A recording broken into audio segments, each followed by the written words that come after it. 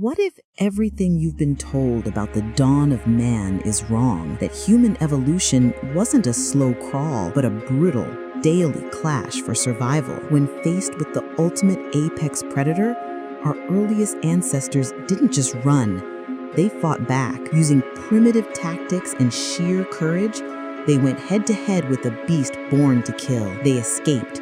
They climbed to safety. They thought they had won. But in the unforgiving prehistoric world, the hunt is never truly over. This is the untold story of human ingenuity and how our journey was shaped not just by tools, but by the will to endure against impossible odds. The real story begins now. Long before written history during the Pleistocene era, the world belonged to giants. For a small clan of hominids, our earliest ancestors, life was a constant struggle. They were hunter-gatherers, always moving, their existence defined by a desperate search for food. Among them was Kale. He wasn't the strongest, but his eyes missed nothing. He led a small foraging party, including the powerful Rock and the young, quick-footed Flynn. A long, dry season had turned the savannah to dust. Food was scarce, and hunger was a constant companion. Then they saw it.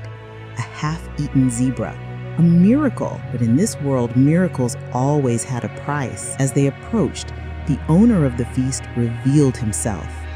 A massive male lion rose from behind a rock, its eyes burning with golden fire. This was the master of this territory, an apex predator at the peak of its power. Fear shot through them. The instinct that had kept their kind alive for 1,000,000 years screamed at them to run. But today was different. Starvation had made them bold. Desperation had made them dangerous. Kale looked at the faces of his clan, hollowed by hunger, yet lit with a spark of defiance. In that silent moment, a decision was made. The lion let out a roar meant to paralyze them. But instead of fleeing, the hominids exploded into a frenzy of shouts. They charged not at the lion, but around it, a whirlwind of motion. It was a primitive, instinctive strategy: confuse and intimidate. They kicked up clouds of dust, blinding the beast. The lion, stunned by this bizarre defiance, swiped and snarled.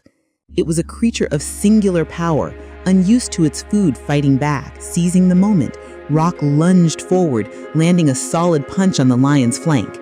The enraged and confused beast lost its focus. This was their only chance. While the lion was turned, they grabbed chunks of meat and fled. The chase was immediate. The lion, its pride wounded, was no longer just hunting. It was hunting for revenge. Its thunderous speed was terrifying. The open plains offered no shelter, but Kale knew this land. He led them toward a cluster of giant granite boulders that jutted out of the earth like ancient bones. With burning lungs, they reached the rock and scrambled up, pulling the last man to safety just as the lion slammed against the stone below. They had made it. Safe for now. But as the sun beat down, a new dread set in. The lion wasn't leaving. It lay in the shade of their rock, its golden eyes never leaving them. A patient, silent jailer. They were trapped. This was no longer a contest of strength. It had become a battle of wills, a test of endurance. This was a new kind of conflict, one that would define human evolution. Down below was a force of nature, a perfect killing machine. Up above, a new power was stirring: human intelligence. As the second day began, the youngest, Flynn, was weak from dehydration. Hope was fading, but Kale wasn't giving in to despair. He was studying the enemy. He saw the lion's predictable patrol patterns, its limitations. It was strong, but it couldn't climb. It was a hunter, but it followed habits. And in those habits, Kale saw an opportunity. He gathered the others, explaining a desperate, insane plan. They would set a trap. Near their boulder was a narrow canyon between two rock walls, a dead end. If they could lure the lion inside, its power would be neutralized. As the sun began to set, the plan was set in motion. Rock became the bait, leading the furious beast on a deadly chase straight into the narrow canyon. As the lion plunged in after him, the trap was sprung. From the top of the rock walls, Kale and the others unleashed a storm of heavy, jagged rocks, the first primitive tools of war. A rock slammed into the lion's back, causing it to roar in pain.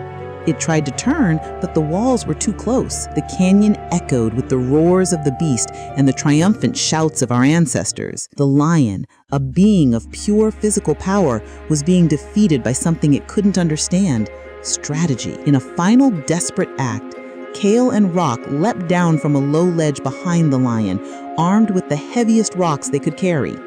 They brought the stones down with all their remaining strength. The mighty beast shuddered and fell silent. They had done it. Standing over the fallen predator, they were more than just survivors. They were victors. They had fought the top of the food chain and won, proving that the mind could be a weapon more powerful than any claw or fang. This single event was a game changer. It was more than a hunt. It was a declaration. It was the moment a small, clever primate realized it didn't have to live in fear. The discovery they made that day was not about how to kill, but how to think, cooperate, and turn weakness into strength.